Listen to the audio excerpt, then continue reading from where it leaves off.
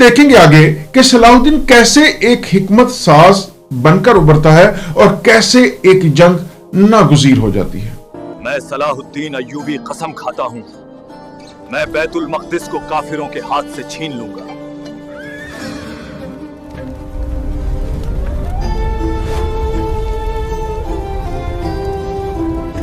یہ کہنا غلط نہ ہوگا کہ یہ وہ وقت تھا جو ایک حکمت ساز کا عروج تھا، یعنی سن 1169۔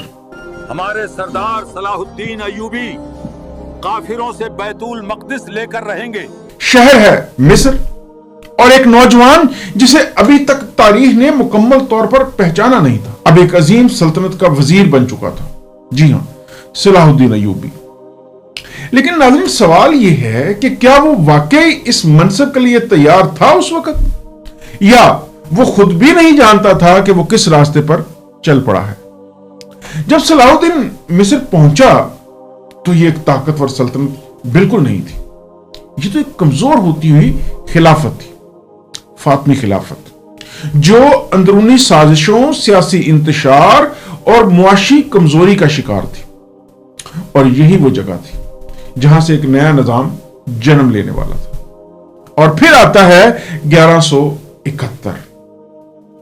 فاطمی خلافت کا آخری خلیفہ یعنی العابد وفات پا جاتا ہے۔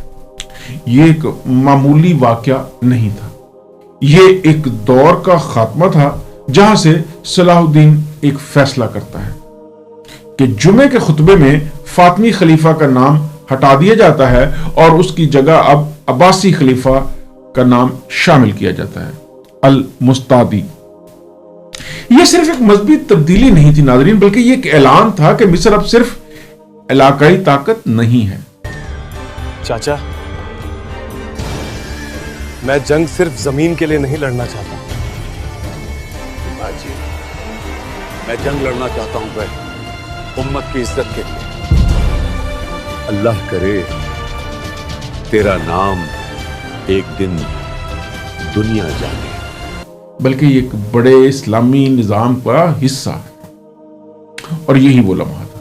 جی ناظرین، یہ وہ لمحہ تھا جہاں صلاح الدین نے صرف اقتدار حاصل نہیں کیا بلکہ اس کی لیجیٹمیسی بھی حاصل کی، اور یہی وہ چیز تھی جو اسے باقی حکمرانوں سے مختلف بناتی تھی۔ اور پھر آتا ہے 1174۔ 1174 نور الدین زنگی، وہ شخص جس نے اس پورے نظریاتی ڈھانچے کی بنیاد رکھی تھی، وہ ہی دنیا سے رخصت ہو جاتا ہے۔ اور یہ لمحہ خطرناک بھی تھا اور موقع بھی، یعنی شام میں طاقت کا خلا پیدا ہو جاتا ہے، اور اب سوال یہ تھا کہ کون اس خلا کو پر کرے گا۔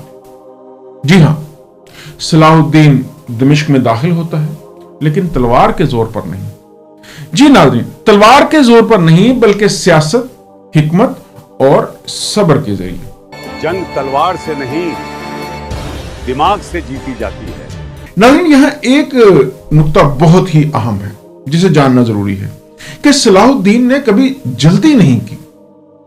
اس نے نور الدین کے بیٹے کو فوراً ہٹایا نہیں، بلکہ آہستہ آہستہ اقتدار کو اپنے ہاتھ میں لیا، اور یہ خاموش انقلاب ثابت ہوا۔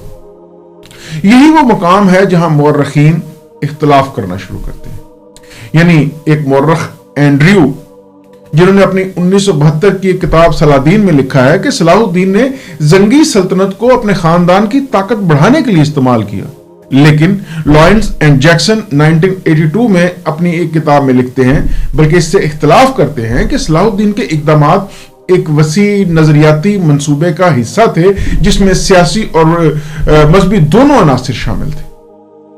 تو کیا وہ ایک موقع پرست تھا؟ یہ ایک نظریاتی رہنما تھا؟ شاید دونوں کا امتزاج، اور یہی بات اسے پیچیدہ بناتی ہے۔ پھر آتا ہے ناظرین 1175۔ 1175 عباسی خلیفہ صلاح الدین کو باضابطہ طور پر سلطان کا لقب دیا جاتا ہے۔ ہمارے سلطان صلاح الدین ایوبی۔ اب وہ صرف مصر کا وزیر نہیں رہا بلکہ وہ ایک علاقائی طاقت بن چکا تھا۔ مصر، شام اور ان کے درمیان کے علاقے اب اس کی ایک ہی قیادت کے تحت آ رہے تھے، لیکن تاریخ کبھی سیدھی نہیں چلتی۔ یعنی 1177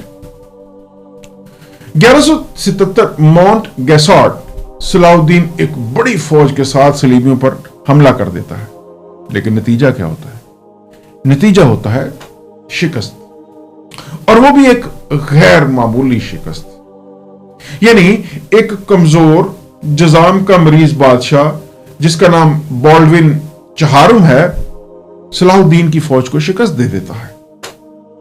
یہ شکست صرف فوجی نہیں تھی، بلکہ یہ ایک سبق تھا۔ اور ناظرین، یہی وہ لمحہ ہے جہاں ایک عام سپہ سالار اور ایک عظیم حکمت ساز میں فرق پیدا ہوتا ہے۔ جی ہاں، اس شکست کے بعد صلاح الدین کی حکمت عملی بدل جاتی ہے۔ وہ جلد بازی چھوڑ دیتا ہے، وہ مکمل تیاری پر توجہ دیتا ہے۔ اور اس حوالے سے بہاؤالدین ابن شداد لکھتے ہیں کہ سلطان ہر معاملے میں صبر سے کام لیتے تھے، اور جب تک مکمل تیاری نہ ہو جاتی اقدام نہیں کرتے تھے۔ اور یوں اب آتا ہے 1169، جیکبس فورڈ، جیکب کا قلعہ۔ اللہ کی قسم کھاتا ہوں، جب تک میں اس ظالم کو اپنی تلوار سے سزا نہ دوں میں چین سے نہیں بیٹھوں گا۔ اس بار نتیجہ بالکل مختلف، یعنی صلاح الدین صلیبی قلعے کو تباہ کر دیتا ہے۔ ہم تلوار سے نہیں ایمان سے جیتیں گے، یاد رکھو باٹ، اگر دل میں تقویٰ ہے تو فتح ہماری ہے۔ یہ صرف ایک فتح نہیں تھی، یہ ایک اعلان تھا کہ ہم نے اپنی غلطیوں سے سیکھ لیا ہے۔ اور اسی دوران صلیبی دنیا کے اندر ایک خاموش ٹوٹ پھوٹ جاری تھی۔